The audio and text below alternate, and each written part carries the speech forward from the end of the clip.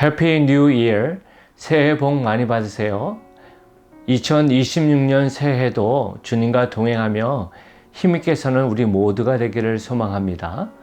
이번 주는 신명기 8장 1절에서 6절의 말씀을 바라보며 인생의 길에서 우리가 던져봐야 할 영적인 질문 3가지의 부분을 함께 생각해 봤습니다. 아무리 열심히 살고 누리는 인생이라 할지라도 끝이 준비되어 있지 못하다면 후회할 것입니다. 우리는 신명기 말씀을 통해서 영적인 주님과의 관계, 또한 시작과 끝을 돌아보는 시작 안에서 우리가 생각해 보는 것이 의미가 있다 생각합니다.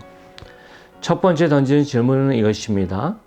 나는 하나님과의 관계를 최우선에 두었나 하는 질문이에요. 1절에 보면 모세는 이렇게 말합니다. 내가 오늘 명하는 모든 명령을 너희는 지켜 행하라. 그리하면 너희가 살고 번성하고 여호와께서 너희의 조상들에게 맹세하신 땅에 들어가서 그것을 차지하리라.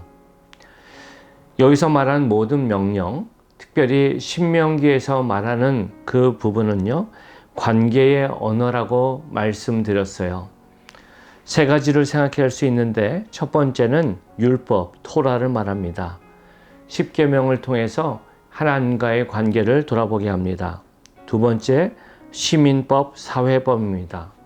세상에 살면서 우리가 어떠한 관계로 나아가야 할지. 세 번째는 제의법을 통해서 예배자로서의 모습을 생각해 보게 합니다.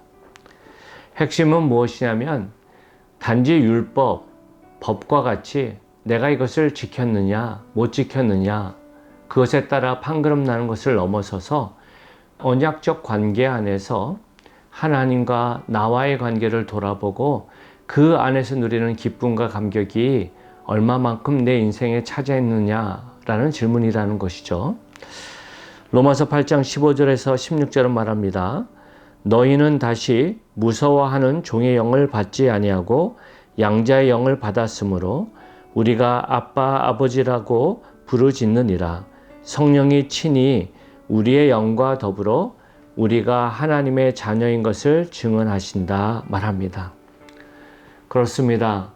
우리가 하나님의 아들, 딸 되었다는 것, 언약 백성이 되었다는 것이 그 어떤 것보다도 우리가 삶을 살아가는 능력이고 기쁨인 줄 믿습니다. 한 해를 시작하면서 또한 우리가 결단하면 좋겠습니다. 하나님, 어떤 상황 가운데서도 주님이 나의 하나님, 나의 아버지 되심을 기억하며 주님의 임재 안에서 살겠습니다. 라는 고백으로 나아가면 좋겠습니다. 두 번째 질문은 나는 하나님만을 전적으로 의지하며 살았는가 하는 부분이에요. 2절에 보면 이렇게 말합니다. 내 하나님 여호와께서 이 40년 동안에 내게 광야 길을 걷게 하신 것을 기억하라. 이는 너를 낮추시며 너를 시험하사 내 마음이 어떠한지 그 명령을 지키는지 지키지 않는지 알려 하심이라. 신명기 1장 2절에 보면요. 호렙에서부터 가데스 바네아까지 10하루길이라 그럽니다. 만약에 그들이 주님이 바라시는 모습대로 순종으로 나아갔다면 그들의 광야의 길은 그리 길지 않았을 것입니다. 하지만 그들은 하나님이 준비하신 선물을 의심하였고 교만하였습니다. 그로 말미암아 각 하루를 1년으로 계산해서 40년을 배회하는 모습이 되었죠. 하나님은 교만한 자를 미워하십니다. 그리고 그 교만은 하나님이 빠진 마음이라고 말씀드렸어요. 저와 여러분이 기억하면 좋겠습니다. 하나님은 광야의 시간을 통해서 우리의 죄된 모습을 심판하실 뿐 아니라 주님의 자녀답게 훈련시키는 모습이란 것을 잊지 말아야 합니다. 3절을 보면 너를 낮추시며 너를 줄이게 하시며 또 너도 알지 못하며 내 조상들도 알지 못하던 만나를 내게 먹이신 것은 사람이 떡으로만 사는 것이 아니요 여호와의 입에서 나오는 모든 말씀으로 사는 줄을 내가 알게 하려 하심이니라. 주님은요, 광야의 시간을 통해서 겸손을 훈련시키십니다. 전적인 의탁을 훈련시키십니다. 불기둥과 구름기둥으로 그들을 인도하였고, 가라 하시면 때론 우리가 머무고 싶어도 순종해서 가야 하고, 서라 하시면 우리는 순종해서 서야 합니다. 하루치를 준비하라 그러면 하루치를 먹어야 하고, 이틀치를 준비하라 그러면 이틀치를 준비해야 합니다. 하나님이 우리에게 명령하실 때 우리가 순종할 수 있는 것은, 하나님은 선하시고 하나님은 실수가 없으시고 하나님은 전능하심을 믿을 때 그것이 가능하고, 또한 그 안에서 우리가 설 수 있음을 기억해야 합니다. 예수님은요, 영적인 양식으로 우리를 먹이신 하나님의 모습 안에서 그 양식이 나를 보내신 이의 뜻을 행하는 것이 양식이라고 요한복음 4장 34절에 말씀하셨습니다. 저와 여러분이 하나님의 아들, 딸이란 것을 기억하고 하나님이 실수 없으심을 기억하면서 말씀 안에 순종하는 삶을 살 때 우리는 광야의 시간을 지나간다 할지라도 그 안에서 힘있게 설 줄 믿습니다. 세 번째 우리가 기억해야 할 것은, 또한 도전하는 질문은 나는 무엇에 열심을 내는가 하는 겁니다. 4절에 보면 이 40년 동안에 내 의복이 헤어지지 아니하고 내 발이 부르트지 아니하였느니라 말합니다. 우리가 삶을 살아가면서 가장 많은 생각을 빼앗기는 근심 걱정은 먹고 입고 사는 부분이 많은 부분을 차지함을 압니다. 중요한 사실은 주님이 그것을 아신다라는 거예요. 마태복음 6장 31절에서 32절에 이렇게 말합니다. 그러므로 염려하여 이르기를 무엇을 먹을까, 무엇을 마실까, 무엇을 입을까 하지 말라. 이는 다 이방인들이 구하는 것이라. 너희 하늘 아버지께서 이 모든 것이 너희에게 있어야 할 줄을 아시느니라.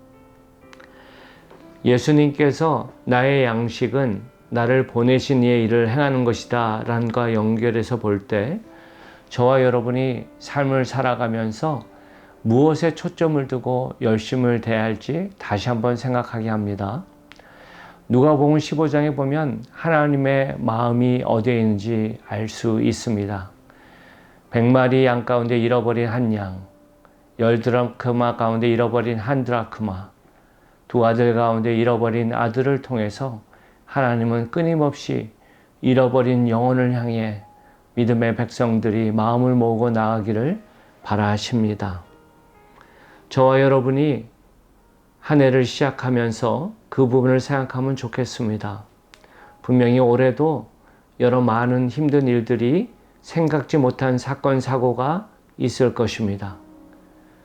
그 광야와 같은 힘든 시간에 우리가 기억해야 할 사실은, 우리를 아들, 딸로 부르시는 하나님은 졸지도 주무시지도 않으십니다.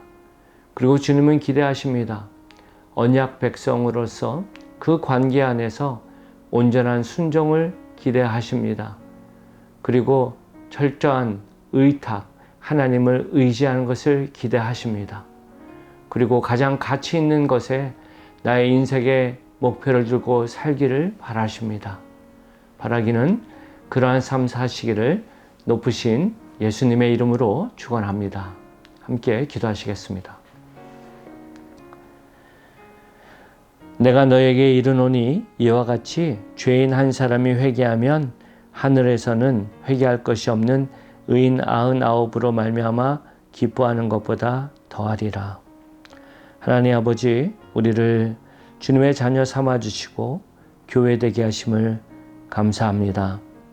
우리에게 주어진 인생, 나만을 위한 인생 아니라 하나님 나라와 하나님의 마음에 온전히 붙들린 인생 되기를 원합니다. 우리 사랑하는 성도 한 분 한 분이 2026년 새해를 시작하면서 그 부분을 다시 한번 결단하기를 원합니다. 하나님, 하나님의 말씀을 언약 백성답게 그 관계 안에서 바로 순종하겠습니다. 어떠한 상황 가운데에서도 세상적인 방법과 인간적인 지식이 아니라 하나님의 선하심, 말씀을 따라 순종하겠습니다.